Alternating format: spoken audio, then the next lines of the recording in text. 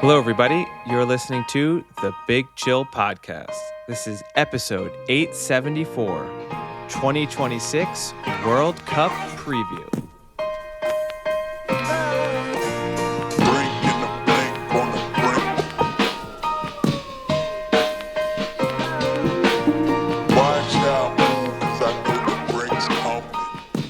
Hello, Big Chillians, and welcome back to the Big Chill Podcast. I'm Frank, joined as always with Eddie, where we're going to break down our World Cup 2026 preview.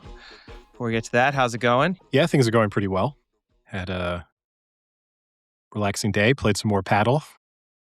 Nice. I played against a guy today who I've played against previously, and I've also played on his team once and did not enjoy it. He falls into the category of guys who take it too seriously and do not deal well with losing. And I beat him.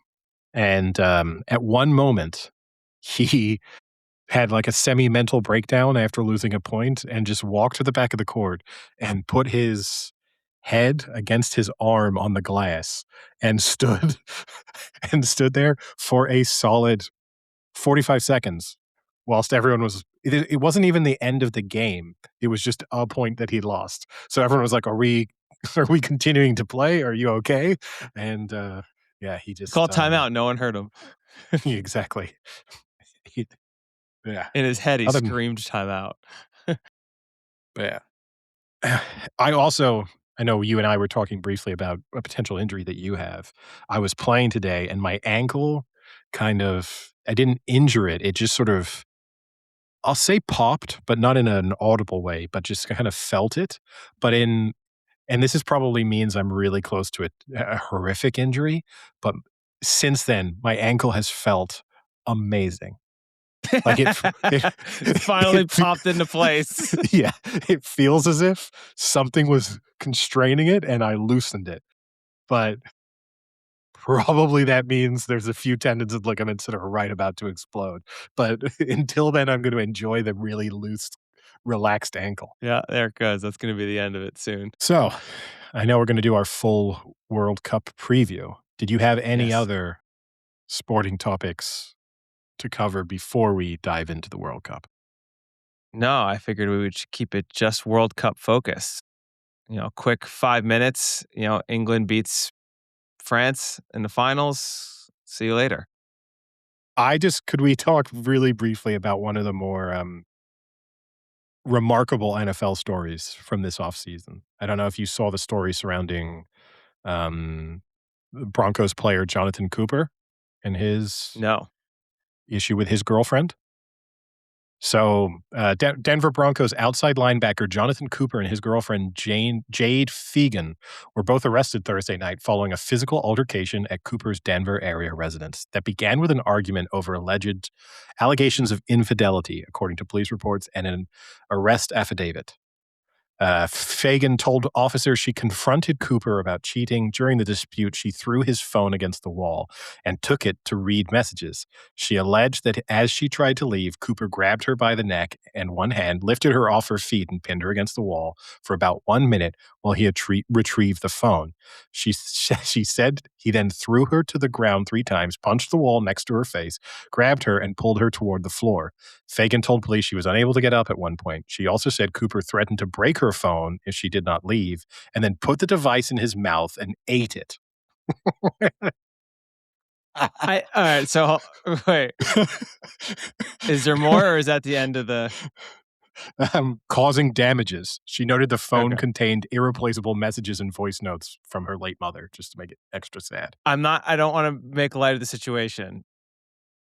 We can get to the eating of the phone. Am I having deja vu, or have we not heard this story about like an NFL player like smashing someone's phone and like ripping the phone up and like did we not discuss a similar story last year? I mean, we could do it every week, I think, if we really, we could just be a podcast who only spoke about accusations of NFL players' infidelities and times they then smash phones of people around them. Yeah. I think we would have more than enough content to last a few years. But I just like it because the headline that I read, which caught my attention, was Broncos Jonathan Cooper and girlfriend Jade Fegan both arrested after she decided to go through his phone and he decided to eat it. My God. I mean, I'll just put this out there just for anyone listening to the podcast. If you are Did accused, he eat it or did he munch on it? I Chew don't or know. swallow? Let's assume this is an iPhone. What defines eating? Yeah. Do you have to swallow something? You have to Does that swallow define to eat. eating? Yeah, you have to consume.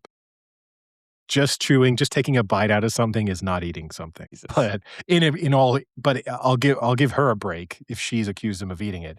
If a whatever he is, 6'2", incredibly powerful man was throwing me against the wall, holding me up against the wall for a minute, and then punching next to my face, I might not be able to. I wouldn't give her a hard time about whether did he eat it or did he chew it.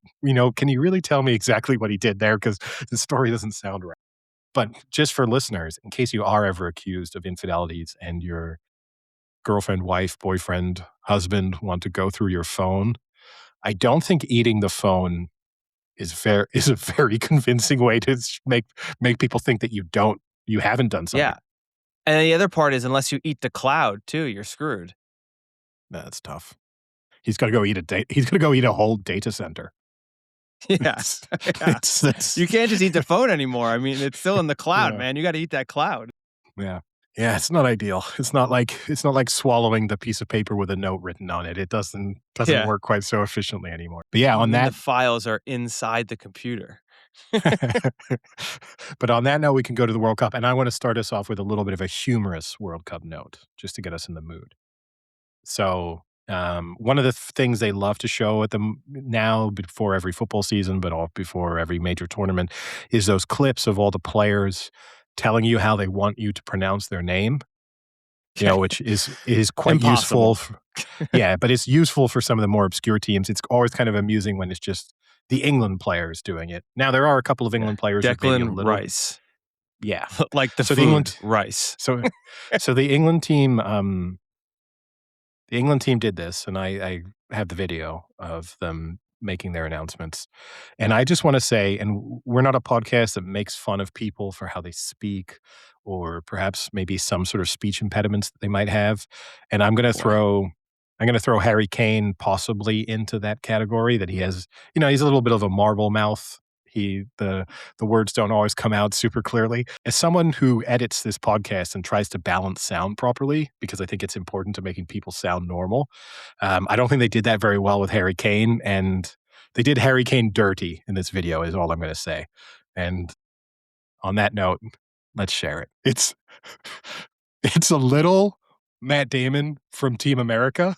They've done the abrupt editing with the slightly louder volume did not do him any favors there. Yeah, it doesn't sound very good. I like also they really went out of their way to make it, look super professional. It's a piece of white paper with their name printed in Times New Roman font. That's it. Like on a white piece of paper. Yeah.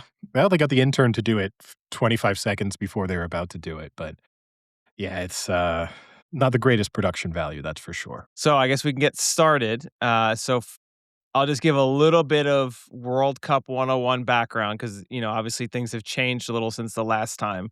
So for, listeners who, aren't super into the World Cup and have been following all the changes, this is now the largest World Cup ever, where there's now 48 teams instead of the 32? 32. 36. Yeah. 32, yeah, right, that it was. 32. Now, 48 teams, 12 groups of 4 teams, and then 32 of those will advance to the knockout stages, or for Americans, like a playoff. The thing to keep in mind with the 12 groups of 4, the first 2 teams will automatically qualify, and then the 8 best third-place teams will also qualify to make up the 32.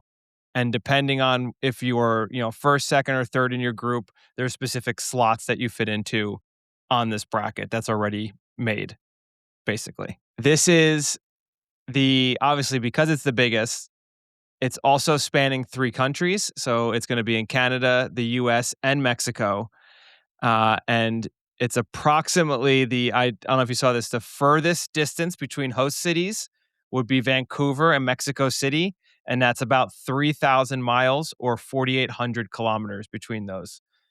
So quite a big spread. This is the third time Mexico are hosting, even though they're co-hosts. That's the most ever. They hosted previously in 1970, 1986, and their stadium in Mexico City, Estadio Azteca, will now have had matches in 3 separate World Cups, the first stadium to ever do so. And probably maybe the only stadium to ever do so because the way stadiums go through now and people build new stadiums.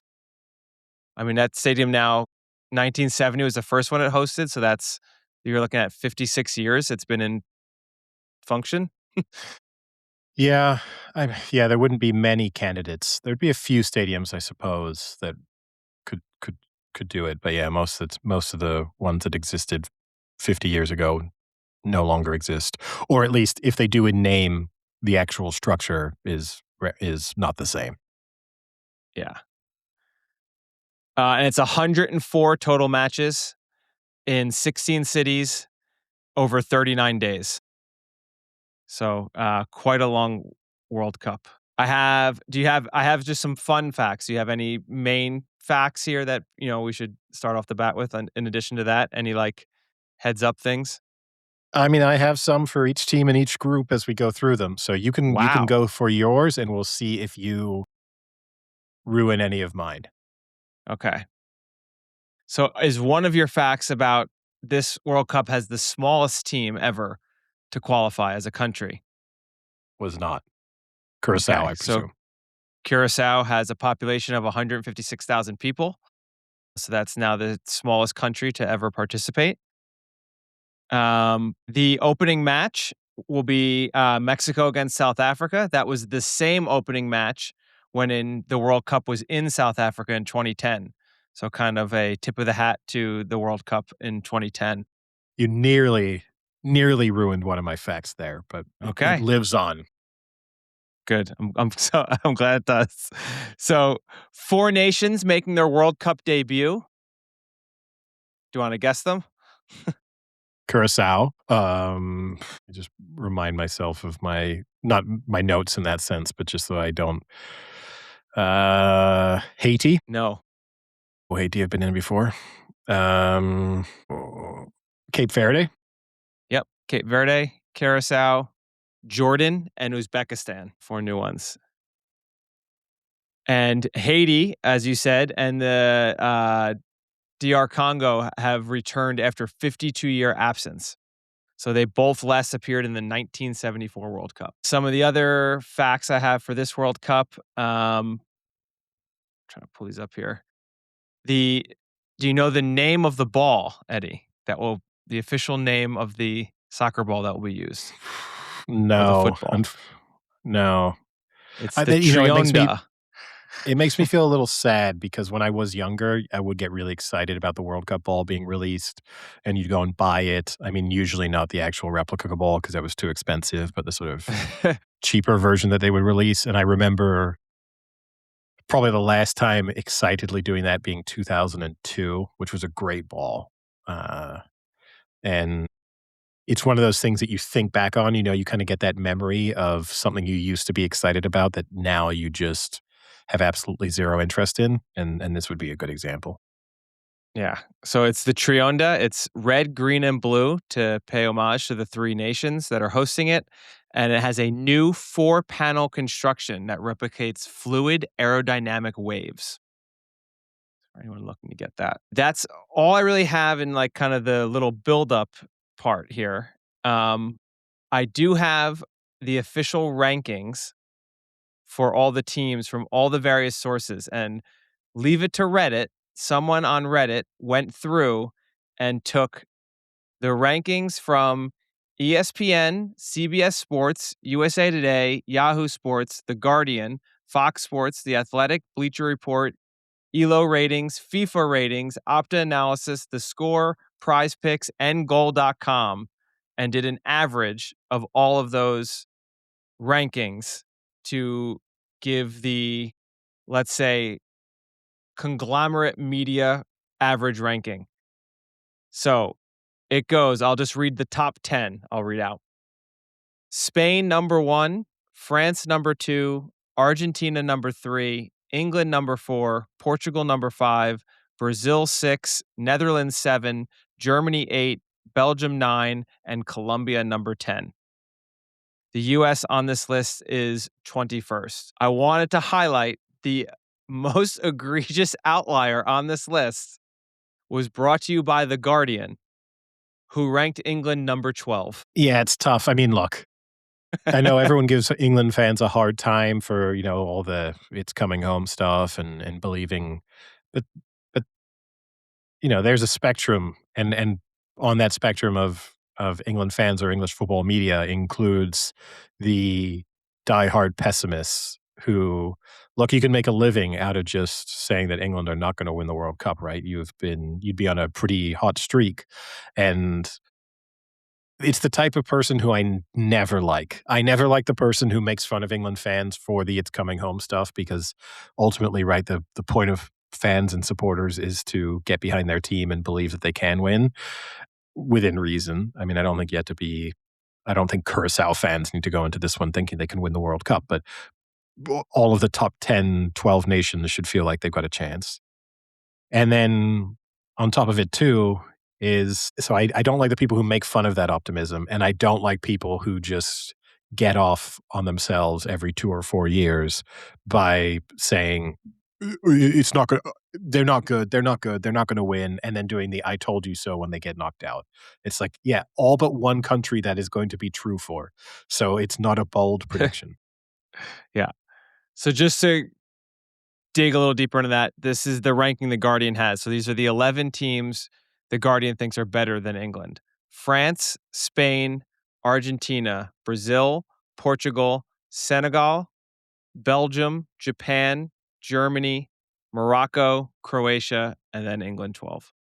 Okay, there's some really dumb ones in there. I mean, you could rank England 12th and maybe come up with a list that I could just about accept. Maybe not You could say 12th. 8. You could say 8. 9 or yeah, I could probably come up with 9 or 10 countries who, if you told me you ranked them ahead of them, would I disagree with a few? Yes, but could I argue with them over it? No. Could I sort of prove you wrong? But I mean, it's a bold prediction to put Senegal above them. You have Morocco also there. I Japan. mean, Japan. Are they really telling me that is the person who wrote this article, they would bet their life on Senegal knocking England out in the knockout stages? Is that what they're saying? I mean, but that's strong. But if you see what I mean, is it that Senegal would be favorites for that match? I mean, I think with almost no one, even with the Senegalese, probably not. I don't know. It's just annoying. Yeah. So how would you like to kick this off? I guess we go group by group. Easiest way, Okay. just Group A, B, C, D, and move along there. Especially seeing as Group A is the opening match is Mexico, South Africa in Group A. I will pull up my filled out bracket that I've done. We so can I do a follow bracket along together and tell too. you. I already did mine. We can do one together. We'll do it. Okay. But Group A, you nearly, I said, nearly ruined my one fact, which is that this will be the 7th time that Mexico are taking part in the opening match of a World Cup. So that is, they have played in more opening matches than any other nation. Coming into this, they have never won one of those opening matches. Wow. Yeah. That's a good stat there. Until the match against South Africa in 2010, they had lost all of the previous ones. Wow. Okay. Actually, I'm sorry. This is their 8th. They've already played 7. This isn't their 7th. This is their 8th. So they lost the first 6.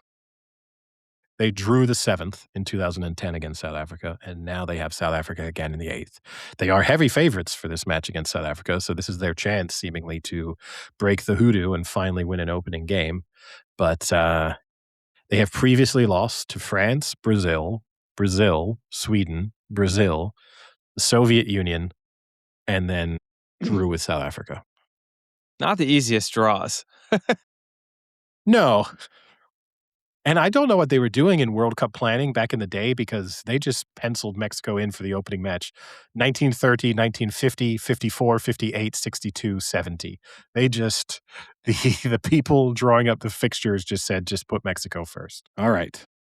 So how do you have this bracket ending up? I think it's a pretty favorable draw for Mexico as a host nation that would have come into this with kind of fairly low expectations regarding the actual talent within their squad. That being said, there's no gimmies in this group, which would be the only thing that I think would maybe be slightly frustrating. You're not playing any of the sort of giant teams, but at the same time, you're not getting any games where you would really feel like you're absolutely certain to win. So in some respects, I think this might be the toughest group to have a prediction for, because you could make a case that any of them could finish top and any of them could finish bottom. But I am going to give, World Cup host nations historically do well, and I am going to give Mexico the edge that will help them to win this group. South Korea, finishing second, Czechia finishing third, and South Africa bottom of the group. Yeah, I have this almost similar. I have Mexico winning out, and then I have Czechs getting second, and then South Korea third. But I do think no matter who the second and third are, I think the third will advance in this group because of what you said. I think they're all going to be close games. I think that first day is going to be huge. We said the first match obviously is Mexico, South Africa, but the second match is obviously then South Korea and Czechia, and I think that will be almost a deciding match in a way. I think the winner of that match, if there is a winner, would be pretty well on into advancing, and I think that could decide second. So if we settle on a big chill bracket, Mexico first. So we're going to put Mexico first. Who are we giving the edge to in second? You can put South Korea second. I just think this will be a slight upset in Czechia getting second, but I think as long as they're third and they advance, it should be fine. All right. Although obviously it will matter who they play in the knockout, but I don't think either will really advance. So, or actually, I actually have one of them advancing, but we can talk about that. And in my fun facts for the group, aside from the first fact that I obviously shared regarding Mexico and their opening match sort of history, Mexico have reached rounds. There's this round of 16 in 7 consecutive tournaments from 1994, or reached 1994 to 2018, but have lost every time in the round of 16. South Korea, they have qualified. This is their 11th consecutive World Cup that they've qualified for, which makes them by far and away the most successful Asian country in World Cup history. And Czechia, Czech Republic, however you prefer to say it, Czechia obviously being the name that they prefer now, obviously made it through the expanded European playoff format, but they have actually made it to the World Cup final twice, 1934 and 1962. All right. Are we moving on to Group B? Yes. I have a pretty good stat for Group B. So Group B has 2 teams where the oldest scorer ever for the team in World Cup history is also the youngest scorer ever for the team in World Cup history. So that is Canada. Alphonso Davies, at 22 years old, holds the record as the oldest and youngest scorer for Team Canada. And for Qatar, Mohamed Montari, at 28 years old, holds the record for the oldest and youngest scorer on the Qatar national World Cup team. The sad part is that this will be, well, I guess it'll just be this will be the 3rd appearance for Canada, whereas only the 2nd for Qatar. So it makes a little more sense that Qatar only scored 1 goal last World Cup. But in 2 World Cups now, Canada has only scored 1 goal total. So yeah, I mean, they should 0 wins as well for Canada. Yeah. unexpected. I think totally to be expected when you say they've only scored one goal. But yeah, I mean, this is not exactly the most exciting group on paper. I will say this. And in a similar way that I think Mexico were dealt a fairly kind hand in terms of avoiding major nations, Switzerland were dealt an incredible hand here Yes. because, the Swiss, who kind of feature in every major tournament, make the knockout stages, are a little bit plucky at times, but ultimately, quite a bit behind the sort of top tier nations. This is a group that I think it's impossible for them to not make it out of. Yeah. 13 appearances for Switzerland. And their best finish, as you said, quarterfinals. So, as you said, they're kind of always will make it to the knockout, routinely make it to knockouts, but never past quarterfinals. Yeah. So, what is your prediction for this group? I have Switzerland winning. I think we can agree on that. I have Canada getting second by sheer, I don't know who else. Is it Bosnia? And, I don't. Yeah, it's Bosnia. I guess. I I can't I guess. can't I can't look at this Canadian team and think that again, the tough thing is I'm going to give them the edge over Qatar, which I don't even think that's necessarily a absolute guarantee. And that to me is the home nation nod that I'll give them. But Yeah. I this mean, Bosnia Bosnian did team, beat Italy to make it, right? So, yeah, and they're filled with experienced players who play, top level European football. There's some big names within that. And I don't know. Personally, I think you've got to give Bosnia the edge over Canada. Because this is a case with Canada of you've got to go out there and prove. You've just come up with a statistic that they've scored one goal in their World Cup history, and now you've got them finishing second in their group. It seems. it's true. So then Canada third over Yeah, Qatar. yeah. I think that seems fair. And in terms of fun facts, I don't have a huge amount. The only one I did have, which was interesting, is um, there's one World Cup fact everyone loves to throw out, which is that New Zealand are the only side to have ever not lost, but also not won the World Cup that they did not lose a match in because they drew all three group games in a World Cup and were knocked out in the group stages. So sort of went out undefeated and so hold that sort of fairly unique record. Switzerland also hold a pretty unique record, which is in 2006, they were eliminated from the World Cup without conceding a single goal. So they made it through to the round of 16 and lost on penalties after a 0-0 draw. That's crazy. So hopefully they'll be a bit more entertaining in this tournament. All right, moving on to Group C, which is the first time we get to see maybe one of the possible World Cup winners, one of the big Okay. names in world football, Brazil, who Oh, lead Group C. Not talking about not Scotland. Morocco. Oh, no, I Talking about know. Not Scotland. no, I mean, according to The Guardian, it might be Morocco, Yeah, it um, could be.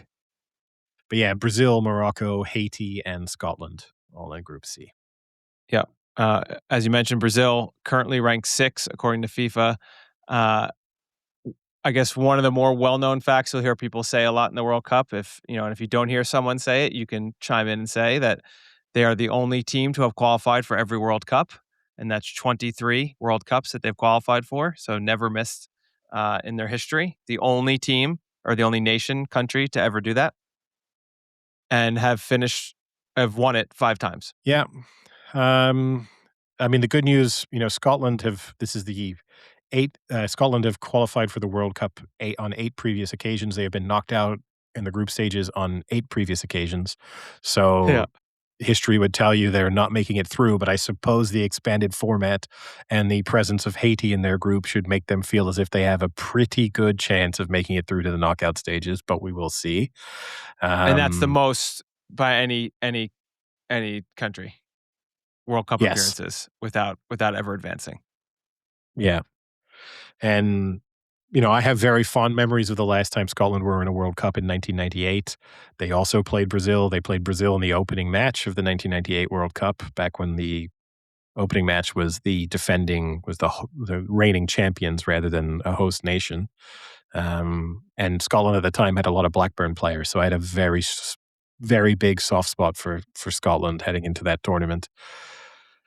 And it was, yeah, so, it's a pretty long absence for a country that obviously loves football. So nice to see Scotland back, and they also do have quite a few talented players in their squad. Yeah. Yeah. They also But have, Eddie, the oldest player that will ever play in World Cup as of now, Craig Gordon, who will be 43 years old playing.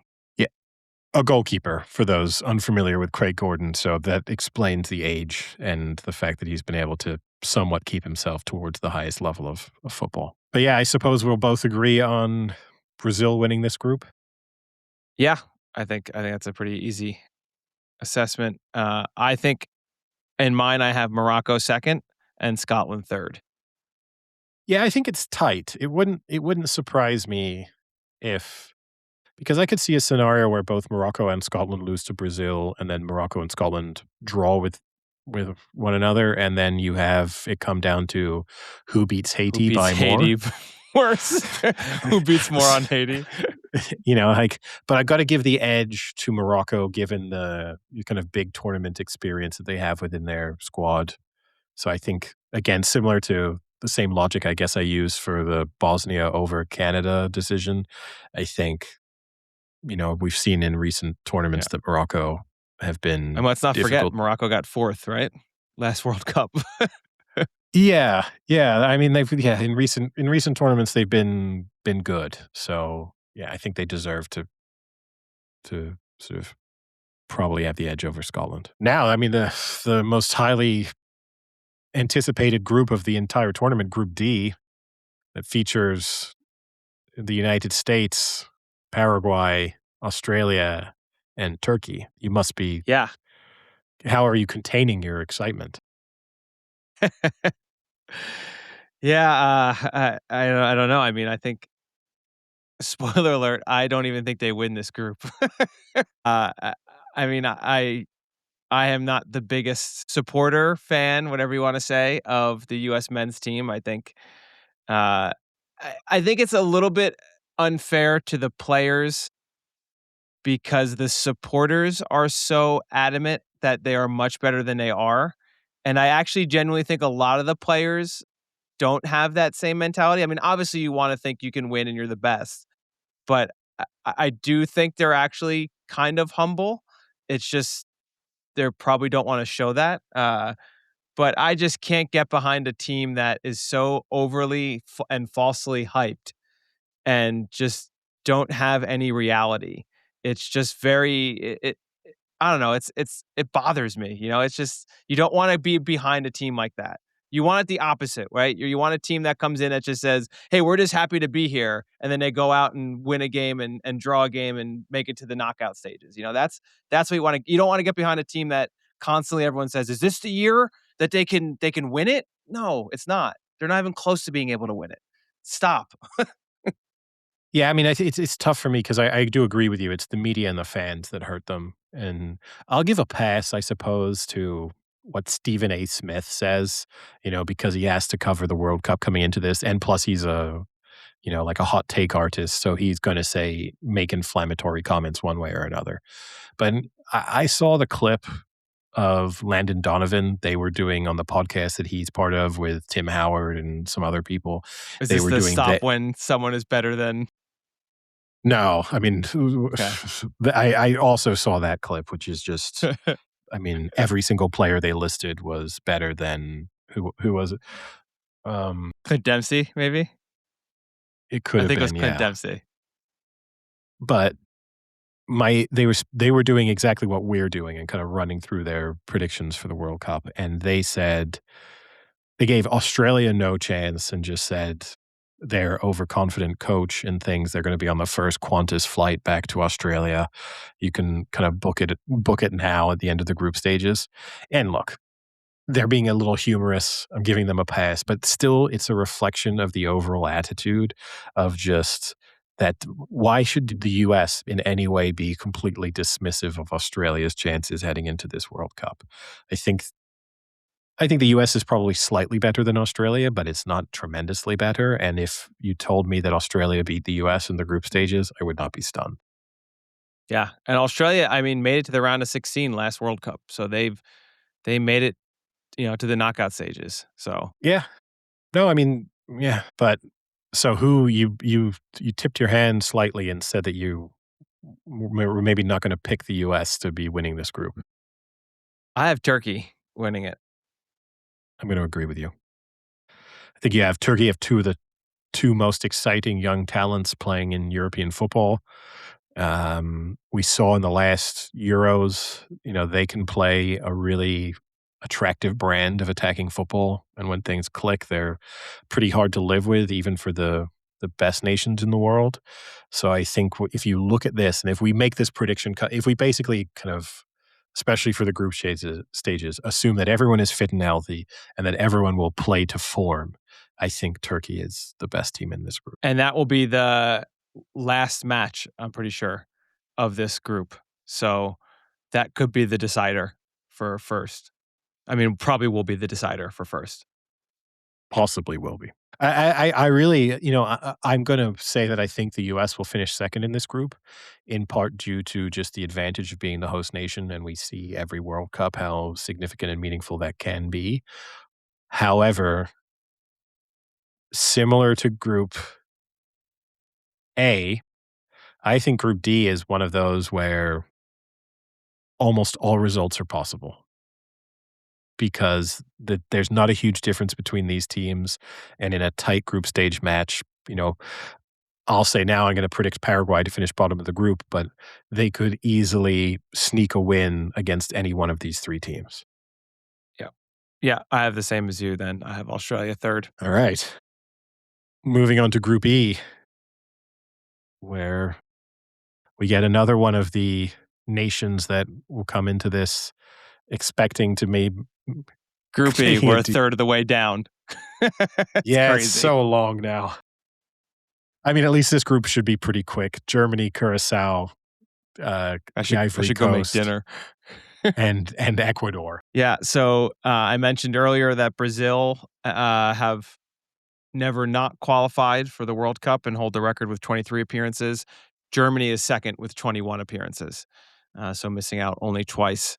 And they are a four-time champion, most recently in 2014. And then, as you mentioned, Curacao making their World Cup debut. The entire country or nation is 171 square miles, so not very small nation. And then Ivory Coast, this is their fourth appearance, and Ecuador their fifth appearance. So besides Germany, a group where not many appearances and not much to show for any of these other clubs or nations. Yeah. No, I mean, look, I'll be honest with you. I have never seen Curacao play game of football. So my ability to analyze their chances is somewhat limited. And I just have to assume the fact that I have never seen them play a game of football is a strong indicator of what their chances are. So, whilst I'm extremely familiar with both Germany's performances in recent World Cups and tournaments and their squad overall, and pretty familiar with the Ivory Coast and Ecuador, Curacao is very much an unknown quantity.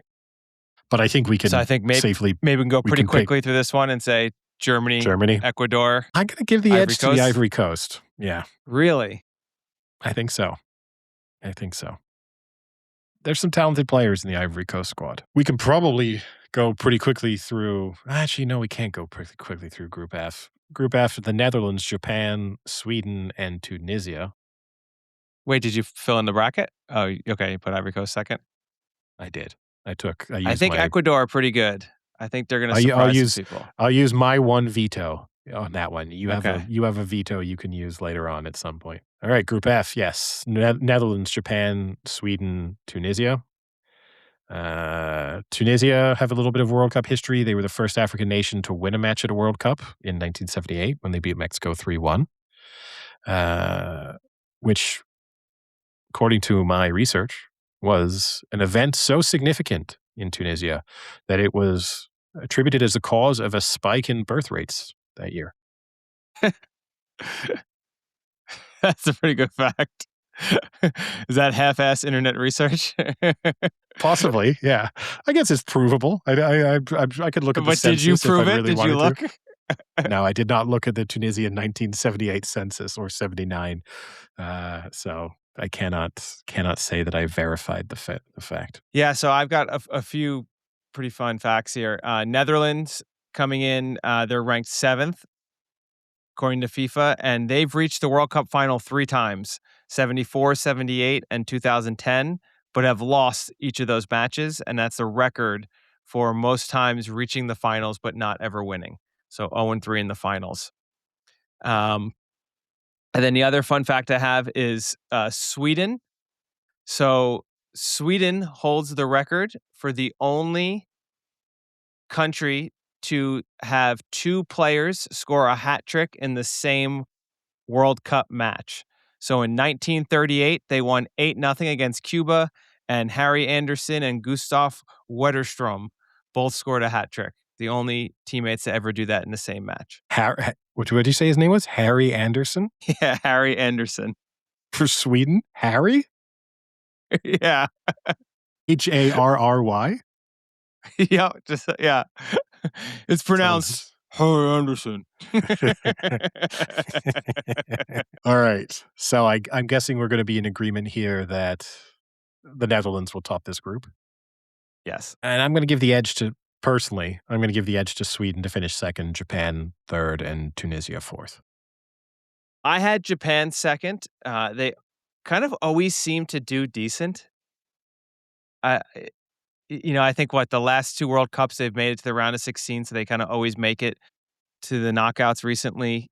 I guess they can still make it with third, so I'm okay I'm with fine with that. that. This is a Sweden team that obviously limped through European qualifiers and only got in thanks to their success in the Nations League. So, and then, okay, they changed managers and had an uptick in form once they made that switch. But yeah, I'm fine. I'm fine with putting Japan second. All right, moving on to Group G, with an interesting combination of countries: Belgium, Egypt, Iran, and New Zealand. That is kind of an interesting group. Any fun facts from you for this group? I don't actually have anything from this group.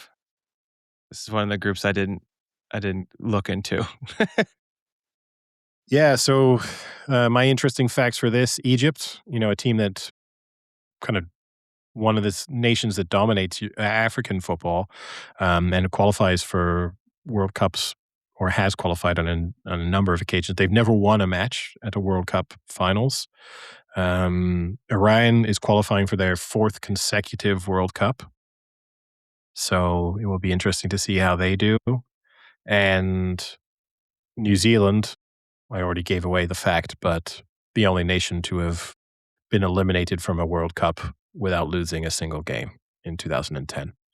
And Belgium, I mean, the big talking point for them is, the last 10 years have been dominated by their golden generation, most of which has been phased out by this stage. You still have Kevin De Bruyne hanging around, but that's pretty much it from the kind of bigger names within that generation of football who still play for them in a significant way. So it'll be interesting to see how they do in this transition to that kind of new generation of talent. I guess we'll be in agreement here that Belgium will win the group.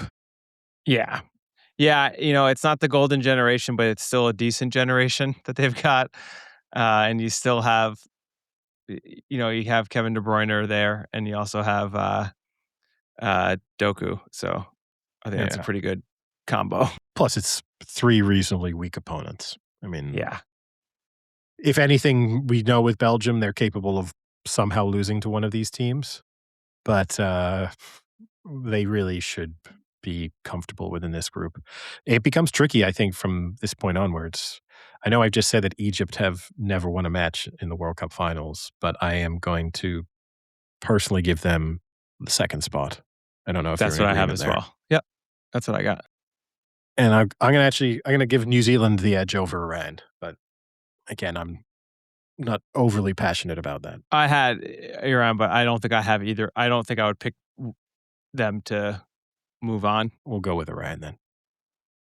All right, moving on to Group H. where we have Spain, Cape Verde, Saudi Arabia, and Uruguay. Yeah, I mean, I think this one, again, I think we can pretty easily agree that Spain will win this. They are, by most rankings, either first or second, kind of in everyone's lists. I think they're second according to FIFA. But I think they're a very solid team coming off the Euros win, right? In 2014. So, No, yeah, I last think time they're around. good. What? They won the last Euros. They beat England in the Yeah, final. 2024, no? Yeah, you said 2014. Yeah. Sorry, 2024 is what I meant. Sorry. No, yeah, they won in 2014, so therefore 12 years later, they're now primed to just really get that team going. Yeah, no, yeah, there's no reason to think they shouldn't feel pretty comfortable in this group. Uruguay will be a reasonably interesting test. They, you know, are extremely well organized under Bielsa. Lot of experience within that squad. So that at least to me personally, I will say I would prefer kind of looking at these countries. I think you want a group stage where you play against one pretty competent opponent and then two easier matches. I think that's the dream scenario so that you can really sort of approach one of the group games as if it was a knockout stage and then rest and rotate for the other two if you want to. So I think this is a really nice group for Spain from that perspective. But yeah, I think I would say them to win. I'm going to assume you'll also say Uruguay second. Yep.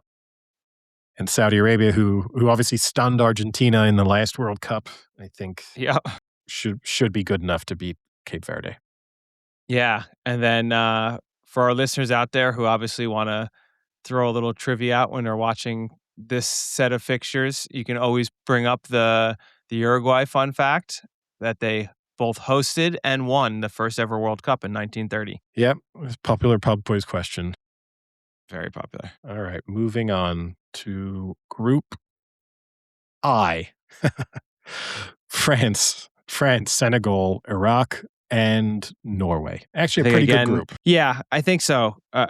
It, I still think we can pretty easily pencil France in, but I do think this is probably, if there was a group of death, I don't think there are groups of deaths anymore because not only is it so spread out, but now you have 3 teams out of 8 of the 12 advance anyway, so unless you're getting dead last, you're not really dead and out. But this is probably the toughest group, I think. Maybe England's? Yeah, I think it's much of a muchness maybe. I think Group I and Group L are pretty similar in terms of quality. But yeah, I think those are the two toughest ones. I agree with you. It's the only I expect France to win their group. I expect England to win their group too. But these are probably the only groups where if you told me a major nation is knocked out, it's the only one where I could kind of see how that came about. And yes, it would still involve because of the expanded format, you need to slip up twice, which is the tough thing. And you almost need to maybe slip up 3 times. Like you might need to lose 1, draw 2 in order to be getting knocked out. It's tough to see. But yeah, I think we can put France top of the group. My fun facts for this group though, Norway. They are you said like what are the facts you can throw out whilst watching this with your friends? Norway have a pretty good one. They are the only team to have played Brazil in the World Cup multiple times and never lost. That's a good fact. So I like that it will one. only be a good fact if actually Norway end up playing Brazil, and then you can be sitting in a bar with your friends and you can throw that fact out But whilst the game is but going on. you have to throw it out super early because you have to imagine that's coming up on the screen. Yes, probably before the game starts. Yeah. You probably need to say it 2 or 3 days before the match is played because As soon as, like, it's stamped, as soon as the game, yes. like, the teams line up and they're like, "Oh, look who's gonna play. Norway's gonna play Brazil." And you gotta be like, "Oh, yeah? Well, guess who you should bet on?" I'm not gonna say that. But I think actually the only way you might get away with it is you need to be watching, like, the round prior and say, "Hey, it looks like Brazil and Norway might play." did you know that Norway are the only team to have played Brazil at the World Cup multiple times and never lost? That's the only way you have the chance of saying that. Because if you wait till the day of the match, that's going to be in every commentator's note that they throw out as soon as possible. For sure. And other than that, not a huge amount to say. Iraq haven't made the World Cup since 1986. And France and Senegal have played each other once before in the World Cup in the opening match of the 2002 World Cup, which Senegal won. One of the biggest shocks really in modern World Cup history, because that was obviously the French side that was reigning champions from 1998 and had won Euro 2000. So they were coming into it with the expectations that they were going to at least make it to the latter stages. They lost to Senegal in the opening match and were knocked out in the group stages. But yeah, I guess we'll pick France to win the group, and then the real question becomes Senegal or Norway in second. Yeah, you know what? I'm going to jump on the Norway bandwagon. I think Holland and Odegaard will just score enough and take them up. But if you told me you really fancy Senegal, I can't knock you for that. No, I'm going to give Norway the edge, and it's going to be because of Holland. I just think really true goal scorers are in such limited supply at the moment, and to have the benefit of just thinking that, you know, he has so much pace and power up front for them. He can create chances by himself, but also if you create a chance for him, he's probably taking it, and that should give them the edge in a match against Senegal. Now, I guess the big question though is, are we going to be seeing Champions League or important match Holland, or are we going to be seeing a rainy Tuesday night at Stoke Holland? Because if it's the latter, he might get the golden boot even if they don't advance. Yeah, I mean, he could score quite a few against Iraq. I will say that. Yeah, we kind of spoke about it on the podcast. I think Holland's done enough over the last season to maybe dispel some of the doesn't show up in big matches. So because of that, when you think in recent months he had, the late winner against Liverpool, winner against Arsenal. He should have he scored important goals for City this season in big games. So yeah, I think he'll show up in this. And it's the only benefit of the expanded format. The absolutely only benefit you can say is it's nice that pretty much all the big stars, aside from the Italians, are in this tournament. Moving on then to Group J, Argentina, defending champions, Algeria, Austria, and Jordan. Yeah, I think Argentina are getting older. Lionel Messi probably going to be his last World Cup. Messi. I don't know why I said it like that. Messi, maybe last World Cup. Yeah, I mean, almost certainly. Yeah. Unless he wants to be a off the bench player. I don't know. I think we can pencil them in the first. Yeah, I think that's not too bold. It's very frustrating here in terms of the fact that they got 3 countries beginning with A and couldn't just sneak a 4th in. But yeah, I think we can put them in first. I'm going to personally, I would put Austria in second, Algeria third, Jordan fourth. Yeah, same. I mean, you say that, but the only other country would have been Australia. Yeah, they could have slipped in as the 4th team. It should have been Group A. It would have made things very symmetrical. My only fun facts for this group: Algeria, kind of rather tainted history in the World Cup. Back in 1982, Germany and Austria clearly agreed to allow the Austria tainted record. Germany and Austria played against each other in the final match and allowed Germany to win 1-0, which led to the Algeria being eliminated. So there's a little bit of history here between Algeria and Austria heading into this, which I don't think most people would look at a match between Algeria and Austria and think there might be any sort of rivalry, but there kind of is there. Moving on to Group K, you have Portugal, Democratic Republic of Congo, Uzbekistan, and Colombia. Yeah, Portugal, obviously the favorite here. Currently ranked about like 5th or 6th in most polls. You have Ronaldo, who's now I don't know how old he is anymore. Is he 41? 40? He Right? 41? he is 41 years old. I think the big question mark I mean, I think Portugal will advance, but I think the big question mark once they get into the knockout stages is what is Ronaldo's role going to be and how is he going to take it? You know, we already discussed at the last Euros, there was some frustration by Ronaldo, you know, about how much playing time he was getting, whether he should be starting, coming off the bench. Uh, and I don't think that's just going to disappear in this World Cup. I think it'll be a lot of the same. And I understand where he's coming from. We talk about this quite often that, you know, athletes kind of have to have that mindset. They're the best and they should be out there and they should be scoring the goals. But I don't know if he is anymore. So Yeah, that'll be interesting to watch. you obviously have to have confidence in yourself and believe that you deserve to be there. But I do think there is a way to age where you accept that you have a different role within teams. And I think the very best players, I think you have an option. You can either just retire and not do anything other than, you know, to kind of use the expression people love to throw out, leave the game before the game leaves you. I think you can do that. You can take that approach. Or you think, I'm going to be the older statesman within the side and I'm going to play less of a significant role maybe on the pitch, but I can be influential off it. You know, and Ronaldo could easily view himself as a bit of a super sub. And instead, he wants to still be the star man. And it just, you're right. I think it's the question is how are they going to manage that? But yeah, they should top this group. And And I I'll have put, Colombia coming yeah. second. I think And I've Luis actually Diaz done will. deep scouting on the Uzbekis. I went to watch Uzbekistan in person during the 2024 Summer Olympics. You laugh, it's true. I have actually been to How see did they look? Uzbekistan. They weren't terrible. They actually looked pretty well organized. Had some nice attacking prowess in the match. But so I'm going to give Uzbekistan the edge over the Democratic Republic of.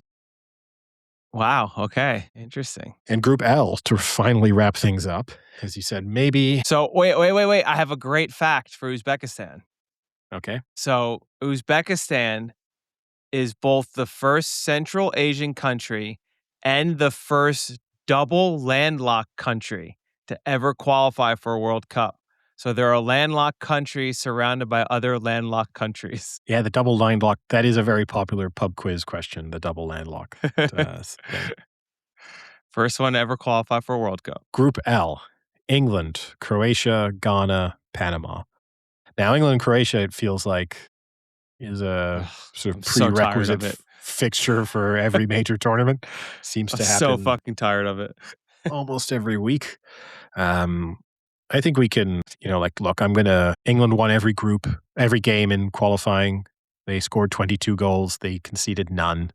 I think, regardless of what the Guardian says, based on that and the form of Harry Kane at the moment, yes, there's some questions surrounding the form of some other players within the squad, but you have the most in-form goal scorer, attacking player in world football, who's just coming off the back of a fantastic season for Bayern Munich. I don't know why you would look at Croatia, Ghana, and Panama and pick anything other than England topping that group. Yeah, I agree. And, Croatia has given England some problems in the past, but this is not the same Croatia team, and they are aging but not replacing as well. I think obviously every team ages, but I think Croatia's better days are behind them.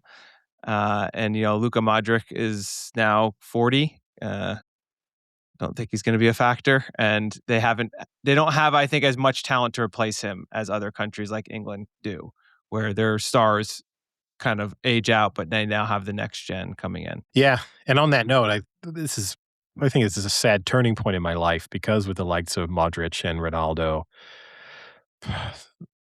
goalkeepers aside, this is almost definitely the last World Cup where there are players playing for major nations who are older than I am. And the same goes for you.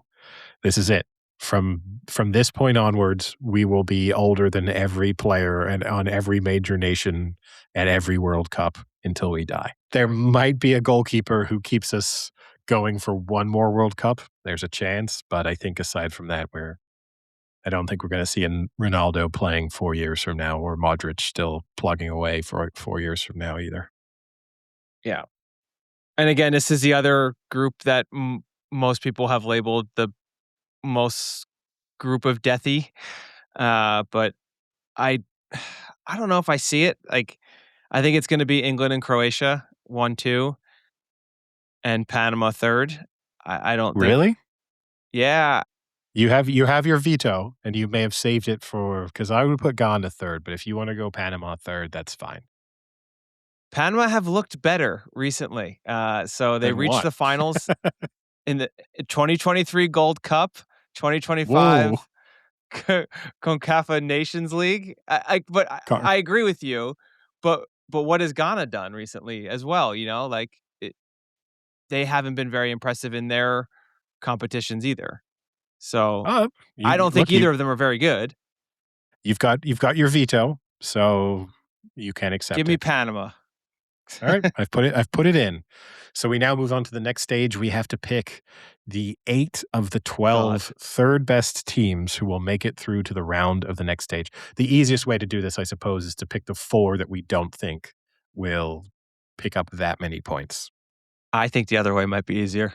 You think so? Senegal, yes. Okay, yes. I'm going to say no to Iran. I'll say no. I'll say yes to Ecuador. I'll say yes to Australia. Okay. I'll say yes to Algeria. Okay. Let's skip Canada for now. I'll say no to Panama. Okay. Sweden. I'll say yes to Sweden. I'll say yes to Czechia. Yep. Yes to Scotland. Yep.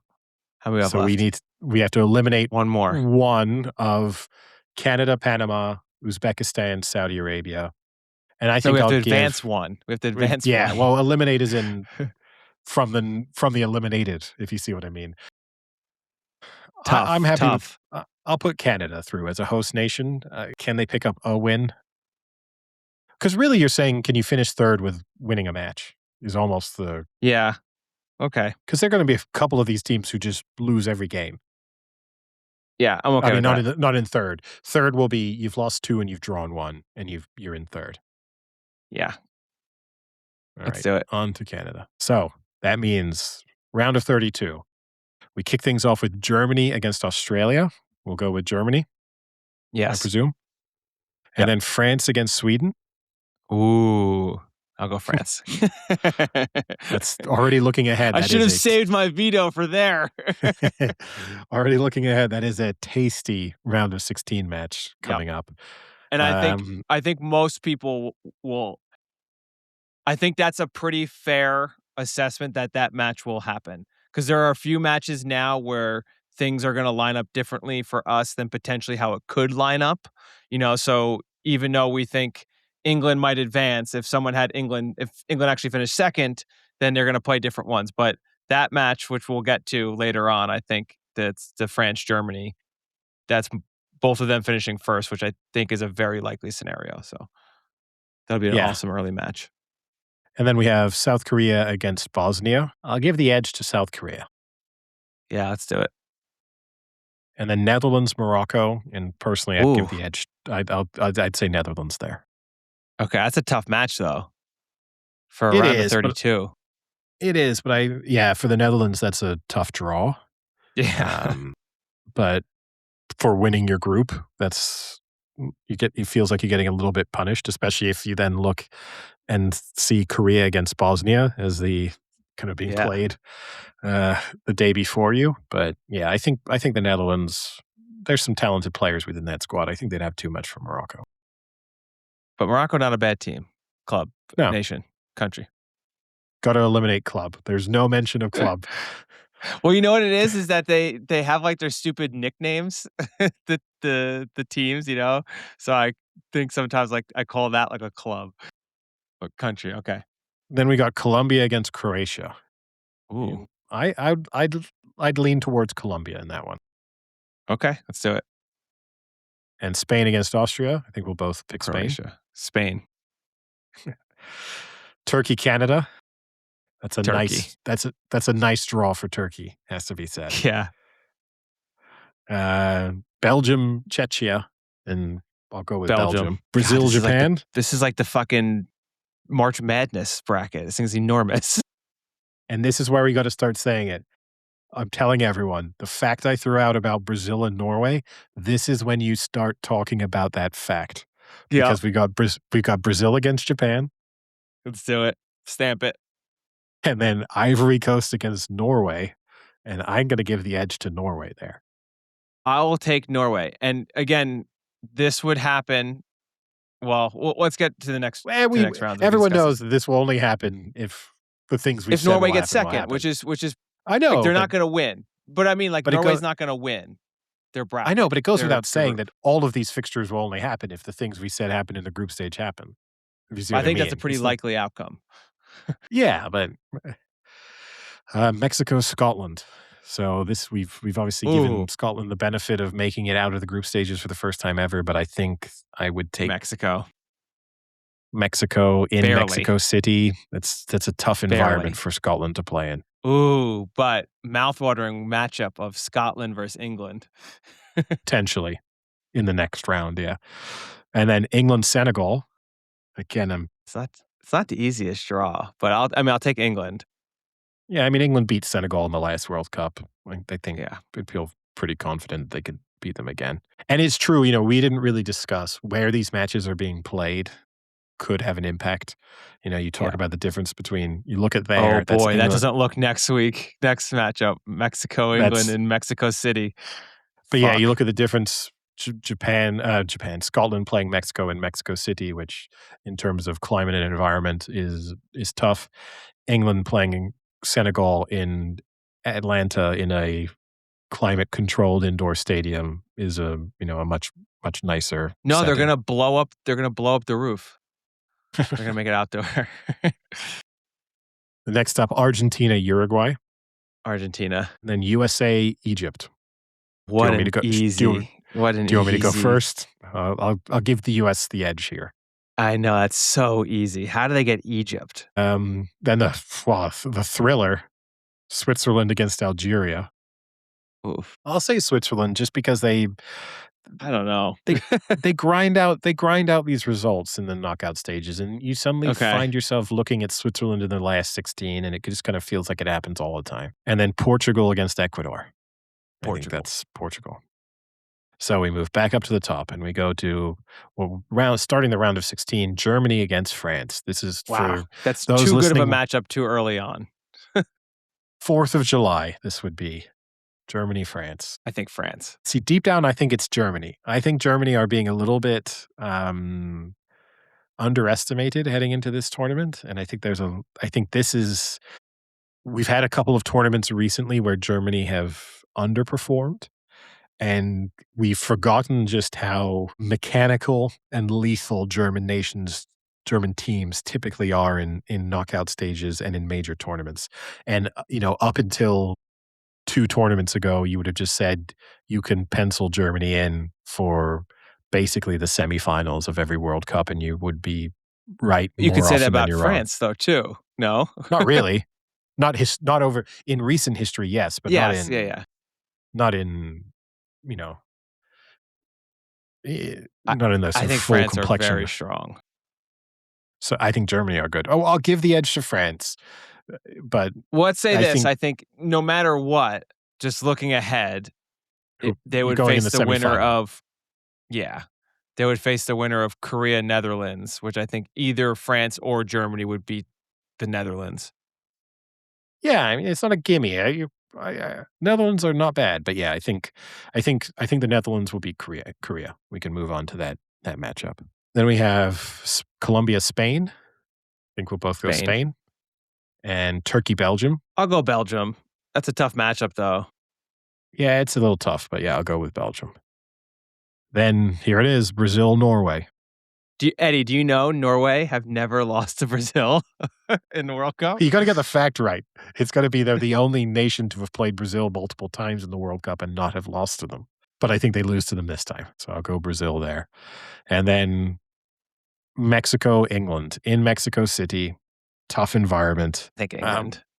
Yeah, I don't see a world in which. I also got to say I do. Let's not say this. I do see a world where England are I don't. extremely gassed at 10,000 feet elevation or whatever it is. I don't like. These are highly tuned professional athletes. I see no excuse for why they will go to Mexico City and struggle to play a match. I mean, like, I understand what you're saying, but like, just the sheer fact of altitude, you can be in great shape, but if your body isn't accustomed to altitude, it will not function. I think a highly tuned professional footballer that would put themselves from an aerobic perspective in the top 1% of the 1% of humans on Earth should be able to handle 90 minutes in Mexico City. Honestly, I think if any nation comes out with the excuse of temperature, humidity, or altitude, you are searching for excuses other than we weren't good enough, we didn't perform. You say that. I know what altitude feels like. So do I. Grew up in relatively high altitude, but neither of us are people who spend their entire lives preparing to play professional sports and who in the build up to this World Cup will have done probably a huge amount to even prepare their body for altitude, even when they're not at altitude.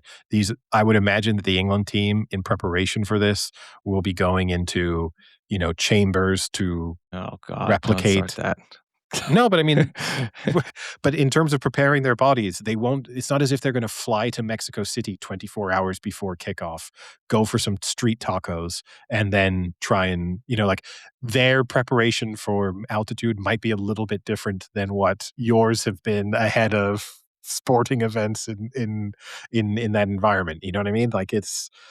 And I'm not just saying this for England. This is true for all of these countries. It shouldn't be an excuse. So England win.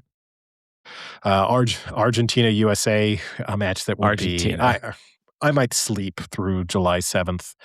I mean, just this will be so annoying to just deal with the buildup. And God help me if somehow the US win this one. But yeah, Argentina. And then Switzerland, Portugal, I think we'll both give the edge to Portugal. So that sets up a pretty nice set of quarterfinals. I'll just run through the quarterfinals before we make our predictions. It means we'll have France, Netherlands, and Spain, Belgium on one half of the draw, and then Brazil, England, and Argentina, Portugal on the other half. So France, Netherlands, Thursday, the 9th of July. I guess we'll both pick France. Yeah. And Spain, Belgium on Friday, the 10th of July. I will go with Spain. I don't know about you. I think that's Spain -2. Oh, boy. That's maybe a little too confident. Now, Brazil, England, Saturday, the 11th of July. In the heat and humidity of Miami, will the England players possibly be able to survive the steamy environment in which they'll have to play the thing that they're paid millions of pounds a year to do? It's tough to imagine.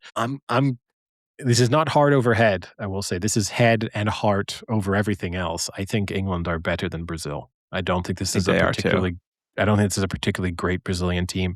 They are also missing a couple of key players heading into this tournament. So I'm going to pick England. And then Argentina, Portugal. Ooh. I mean, got to say, what a great way for whoever loses this match. The fact that if this comes true, that one of these players should sign off on their international career with playing against the other player who their sort of rivalry has defined their careers is like quite a poetic finish. It's nice that it happens at a late enough stage like the quarterfinals. A semifinal would have been nice, but at least a quarterfinal is far enough into the tournament that you don't feel like you've embarrassed yourselves.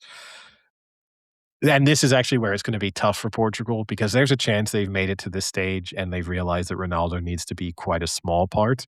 But you actually would almost owe it to him that he gets to play a little bit more of a significant part in the matchup against Messi. Yeah, I'll take Argentina. I think Portugal will win this one, but wow, I'm happy. Okay.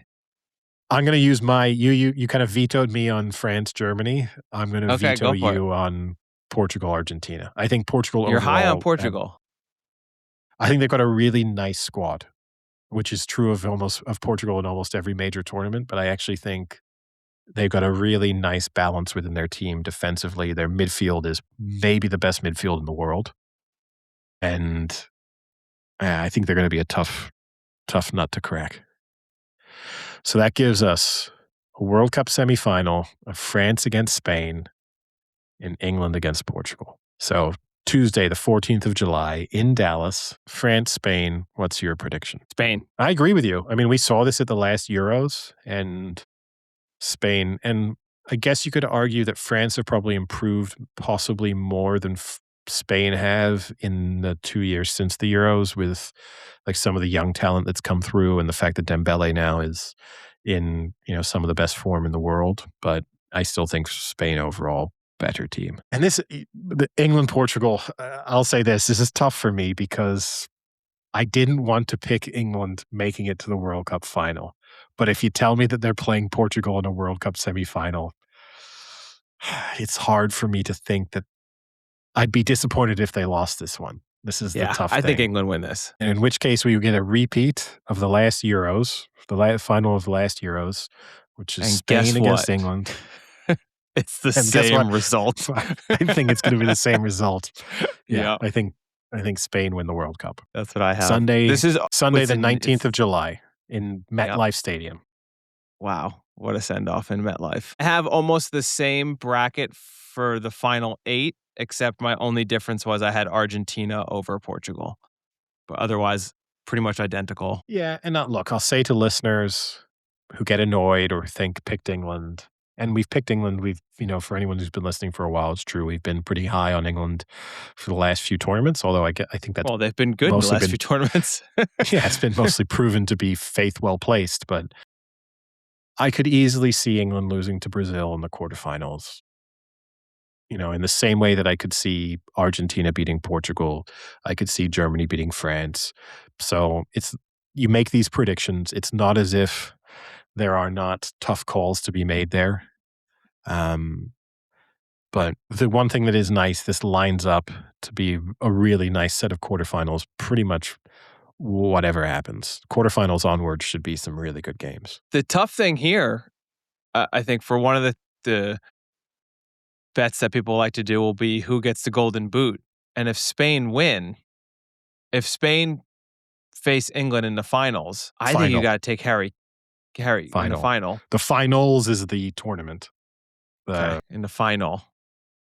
Yeah, I'm just saying, if England make it to the final, then I think Harry Kane to be golden boot. Kind of have to expect that to happen. Because who would it be for Spain? I mean, it could be any one of a number of players. You could also say that one of the teams knocked out in this. It doesn't have to be someone who makes the final, right? It doesn't. Dembele could have scored 7 or 8 goals by. So could have Mbappe. Yeah, maybe. But yeah, you could have a few players who could get even in the quarterfinals. I mean, look, it's not beyond the realms of possibility that Norway could get knocked out in the quarterfinals by Brazil, but Holland could have had a great group stages, scored a couple of goals in the round of 16, and has 7 goals, and that no one else gets to that sort of number. He's 14-1 right now. Those aren't good odds, but it could happen. The tough thing is, historically you always thought that you could win it with 6, but definitely if you got to 7 or 8, that you could definitely win it. And it would be interesting to think of with the expanded format. Does that now mean you need to get to 9 or 10 to really be confident, and sort of 7 or 8 is a maybe? It's possible. Not only because you're getting one extra match, so you have to think about that, but also because some of the opposition are weaker than they will have been at World Cups in the past. Now, just to keep a theme going, I think it's impossible not to do a World Cup preview and not mention at all the fact that we're looking at a World Cup where Omar Artan, the Somali referee who was supposed to officiate at the World Cup, was denied entry to the United States. We're not a political podcast. I'm not going to go deep into those waters. It feels, and I imagine is completely unprecedented to have a referee be denied access to the country in which the World Cup is going to be hosted. I'm not going to speak in detail about American immigration policy. I think if you agree to host a World Cup or an Olympics or whatever else it is, a similar major event, that along with that is a guarantee that you will allow all players, coaching staff, officials to enter the country for those purposes. Like it's not as if they've just picked a guy off the street. I'm not going to speak about like fans being denied entry. It's a little bit more of a complicated topic, but he's a well-respected referee who's managed at the highest level for several years. I don't understand what the justification could be. Because the only thing I will say is either the U.S. needs to come out and say, my God, this guy has like ties to a terrorist organization. He should not be, FIFA have made a huge mistake by sanctioning him as a referee. Or if FIFA have done their due diligence well enough to trust this person to be an international referee, then there's no reason to deny him entry to a country. Yeah, and that's the thing is like all I've ever seen is just he's been denied entry. Like there's been no one no said why reasoning. yet. Yeah. And look, we've also been highly critical, or certainly I have, of Infantino over the years. This makes the like sucking up to Trump look even dumber, because the only justification he ever had when people were like, why'd you create a FIFA Peace Award and give that to Trump? Why'd you do this? Why'd you do that? Why have you kind of buddied up with Trump more than you have with any other world leader? It's not specifically a Trump thing. It's just like, again, unprecedented in terms of his behavior towards that particular world leader. And the argument was always like, it's just to make sure the World Cup is going to go so smoothly. Like, even if you don't like this, it's just so that you'll see the end results. And it's like, well, so now in the end, it was just completely fucking pointless. Isn't that what you're now saying? Because you can't even get a referee access to the country. So it's a shame that the last several World Cups have been slightly overshadowed. You know, like Qatar, we spoke about the By slave FIFA labor scandals. Yeah, but Qatar, we spoke about the slave labor that went into building the stadiums. Russia was about, a little bit already things were starting to turn a bit sour in terms of the geopolitical situation with Russia, and felt like the beginning of the end of sort of the restarting of a Cold War. And it was interesting to have Russia host a World Cup at that time. Even the one before that, looking back at both Brazil and South Africa, I think those World Cups were overshadowed by the idea that you were building these stadiums specifically for hosting World Cup fixtures that would not be needed beyond those tournaments, and that money could have been used for much more valuable infrastructure that could help the people living in those countries. So it's not as if the World Cup it's normal almost for there to be some degree of controversy surrounding the host nations. But it's still impressive that the United States, given a list, when you put it in a list of South Africa, Brazil, Russia, and Qatar, that the U.S. has maybe managed to trump them all in terms of a degree of disorganization leading into a major tournament. Yeah. And I did start watching yesterday, I think it was on Showtime, the documentary Kickback, which is about basically it's the documentary chronicling Andrew Jennings, who is the English journalist who is trying to expose FIFA for like the last 20 years at least. I watched about half of it. It was super interesting going through kind of the last 2 or 3 FIFA presidents and kind of the structure they've built and how corrupt it is from the inside out. It is crazy that they're just allowed to get away with this and what they do and the kickbacks they get, and it's yeah. No, I mean, I it's I knew some of it, but it's like the more you hear about it, it gets crazier and crazier. it's a spectacularly corrupt organization. And, that's what feels like a shame, is because most of the other countries that have won, like when it was Qatar, it was like, this is FIFA corruption. We know why Qatar is getting it. Even Russia, it was like, I'm sure there's a huge amount of money going from Putin and some oligarchs in the direction of some key FIFA officials. And even to a degree with like Brazil and South Africa, who felt, whilst, they want to have wanted to have Africa host a World Cup, and they obviously want tournaments to be hosted in South America too. It felt like, were those really the best bids at the time? I think there were question marks surrounding this. The kind of the North American tournament, Canada, US, Mexico, it felt for sort of refreshing almost, of like, maybe this is one that didn't involve any corruption in order for them to be the host nations. And then we get all this. So like, even when they've managed to kind of right the shift, it's like they've gone, oh dear, we're heading towards an iceberg.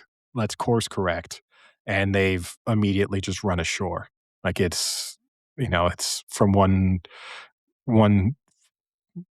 disaster to another. Now, to wrap things up for me from a sporting perspective, at least. Okay. To keep the World Cup theme going. I don't know if you've seen the takeover of this website that it's kind of like a fantasy sports thing where you randomize your selection. It's 38-0 for the Premier League. It's 20-0, I think it's called, for the NFL. It gives you it randomizes it in the NFL scenario. For example, you're building your NFL squad, this sort of fantasy squad. It goes randomly spins, and then it will tell you like New York Jets 2012 to 2013, and you have to pick a player from that squad, and then you randomize again. It gives you another team, another year, and you try and build the best team possible from the random squads that you're given, and then it tells you how your team would perform in a hypothetical season. And the goal is to obviously go undefeated. It's pretty fun. It's quite addictive. You can spend hours doing it because you can like get a very good team, and then you get like build a good team, and then you just get fucked by all I need is a really good wide receiver, and then you get a terrible option. Yeah. So they have one for the World Cup, which is called 8-0. So I thought we could do that because a little bit easier, a little bit quicker. So we'll do let's do the hardest version so we don't get any criticism. So because you have two options, you can either see their stats and then it helps you to make a more informed decision, or you can have the hidden stats. Can I see their stats? But we'll do it together. So yeah, as you see, there's the options. You got 98-0, the hockey option, 162-0, the baseball option, 16-0, the college football, 20-0, pro football, and then there's also the 38-0, which is the Premier League. Yeah, so and obviously that's the number of matches and whether you could go undefeated. Yes. So then you get to pick your formation. Ooh. So let's go classic 4-4-2. And I think we should do all teams, all eras. Oh, fuck. Or you want to go modern? It's up to you. We'll go modern so that you feel easier for you. So we're going to go 2000s onwards. You can do 90s. You can do 90s. You can help me with the 90s. We'll do I'm sure that's but that's your nostalgia era. Early 90s, not so much, though. We'll do 2000s onwards. We'll go solid modern. All right. So we're going to give the first wheel a spin. So we have Austria from 2006 to 2014. That's not Australia even, sorry, not Austria. All right. That was Austria as well. We have a couple of options here. Harry Kuehl is not a terrible option. Mark Viduka, not terrible. Tim Cahill, not terrible. Yeah. And Mark Schwarzer actually, as a goalkeeper, might not be the worst option. Lucas Neal, also former Blackburn player we could play him at right back. Wait, so real quick, this is going to be... So is there a potential that we keep getting Australia? Or is it like once you get that team? No, you could theoretically get it over and over again. Oh, you won't, but you could conceivably get it over. Okay. Do you want to waste like a forward position? No.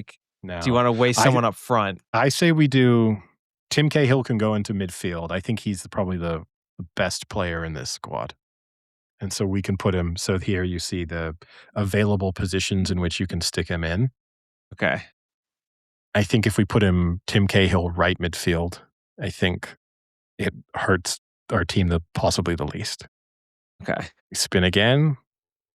We've got Nigeria 2010 to 2026. I think the options here are Victor Osimhen, John Obi Mikel, Joseph Yobo. I think that's it. It's one of those three. I think John Obi Mikel is the smart pick. Okay. Germany 2006 to 2014. There we go. Now we're cooking. So the options, I think the best options. So, Mueller? I mean, Thomas Mueller is definitely a good one. Miroslav Klose is the all-time leading goal scorer in the World Cup, so Yeah. he kind of makes sense. Ballack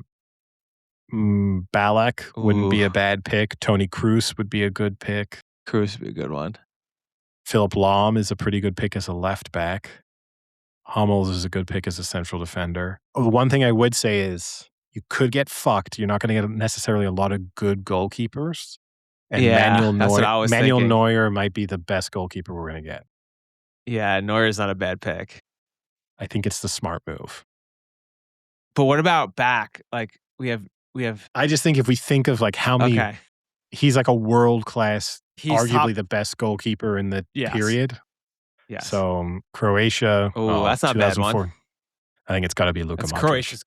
Yeah. Golden generation. So yeah, Croatia 2014 to 2026. I guess other players of note. Some good rosters. Yeah. Kovacic is an option. Kovacic. Rakitic was good. Dejan Lovren played well for Croatia. Chorluka. But yeah, I think it's got to be Modric. Yeah, that's a pretty good one. Oh, Portugal 2014 to 2026. There we go. That's what we needed. That's what we needed. It's got to be Cristiano Ronaldo. I mean, you say that, but you have some good options though too. You do. I agree with you. I think it does, but the midfield is so strong there. Yeah, I mean, you can make a case Silva, for Bruno Fernandes. Yeah, João Moutinho is good. Vitinha. Defensively, Pepe. You could make a case. Ruben Diaz. Yeah, there's some good options, but it's got to be Ronaldo.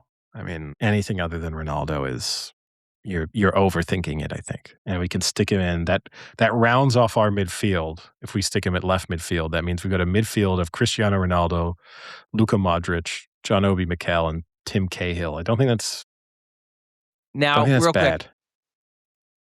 Oh, that's a good one. So we have England 2018 to 2026. Yeah, you were saying? Is it going to compare like what would have been the best picks? Like, no, does it do? It's not doing that. No, I don't think so. Do we take a defender here? Because see, now you say you had to take Ronaldo, but we could have took Harry Kane and had a better. No, I think you got to take Harry Kane. We have two attacking positions to fill, and again, he's the options here. You could make a case for Kane. You could Saka, I suppose. Declan Rice, maybe. Bellingham, maybe. What about Harry Maguire? I also don't know if is this picking Kyle it based Walker. on like England perform. It's got to be Harry Kane. It's got to be. It just has to be. I don't think Kane and Ronaldo will play well together. All right, this is a killer in a way. We got Netherlands 2010 to 2014. Rob Van Persie. We could take Van Persie up front. We have no midfield spots left, so the likes of Wesley Sneijder, Mark van Bommel are not options for us. Fortunately, Arjen Robben is listed as a forward, so we could put Arjen Robben there. What about Van Dijk? Yeah. No, it's too early for him. 2014. Is it? Ah, fuck. Yeah. Just could one go defenders, right? Yeah, that sucks. Giovanni. That would have been big. Giovanni Van Bronckhorst as a left back might be a good option. I would say it's either Van Bronckhorst or Van Persie. I'll let you decide. Or Robin. One of the three. I like Van Persie, but I don't. What do we have left? All right. We're going to get screwed in the back end here. Yeah, we need some good defenders. Colombia, 2014 to 2018. Is what's on the bottom there? What is it that's still available? The green? Or no, the green's that's what we have filled. Okay. So we need to do our full back four now. Two central defenders, a right back and a left back. So you could say had we taken a defender from the Falcao? Dutch, we'd be well placed with either like James Rodriguez, Falcao. Yeah, those would have been probably the strongest picks here, but we could go with maybe Quintero. No, he's just as a midfield. No, we can't take those. Those are the ones you can't. They're not even lit. There you go. I would say Zapata Boy, or yeah. Yerry Mina. I would say it's Zapata or Yerry Mina. Okay. Go I'll let you Zapata. choose. All right. Give us a big nation. Uruguay, 2010 to 2026. That's a big gap there. I think we got to go fullbacks because they might be harder, and Uruguay has two good ones in Caceres and Maxi Pereira. Yeah, either one. Let's go with me. Let's do Maxi Pereira at right back. So we still need one central defender and one left back, and we've got England 2002 to 2010. And I think we have to take Ashley Cole, possibly the best left back of all time. I think it's tough because we have Ferdinand and Terry as options as central defenders, but I think Ashley Cole is the best left back we could have got. Okay, that's a lucky pull. Portugal 2000 to 2006. We have to take a central defender, and I think it has to be Ricardo Carvajal. Yeah, we got an A+. Wow. We went 7-1. Final heartbreak. We lost in the World Cup final. We lost in the finals. Who did we lose to? We had an. See, that's what's annoying is in this version, if you do the Premier League one, it simulates your actual results. So you see it and it kind of like progresses. You see as the games go. The same with the NFL. It kind of like runs through the games as you go. 7-1, not bad. Making it to the finals. We got a 99 on attacking and a 94 defensively, which I think we probably kind of knew. Yeah. I mean, attacking, we're strong. Yeah, that's pretty good. Our only maybe weakness attacking wise is you could probably say John Obi Mikel and Tim Cahill are the only ones slightly out of place. But yeah, pretty good option. I'll have to try that for the NFL. I've never tried that before. College football would be crazy. I've not tried the college football one. I might actually be better at that than the NFL. You think? Like if you put it in my wheelhouse, yeah, like those, like when I was in high school and college and stuff. It's in beta. So if you do hidden stats, like how deep is this? Like, yeah, I don't know. Arkansas to that, it could be tough because I just don't know. Like if it's only picking, like if you're only getting like the SEC, the Big Ten, but what are you doing if you're getting some, like are you getting a Division III team as an option? I don't know. Maybe it's only like top 20 teams or something. All right. We did pretty well. Yeah, it's not bad. With that, I guess we'll round it out and call it a day. I think it will be depressing if our prediction comes through, but maybe for you it'll be depressing but rewarding because you have another 4 years of England not winning. It's again, longtime listeners of the podcast will know that I believe that ultimately you want to have good campaigns but fall just short so that you can always look forward to the next tournament with the same level of anticipation of maybe this will be the time. And as an England supporter, it's the thing I enjoy the most is that I'm always...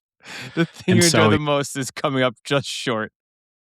No, I don't enjoy the sensation of losing. That still is bitterly disappointing, but it means that my anticipation for the next tournament is as big as it almost ever was.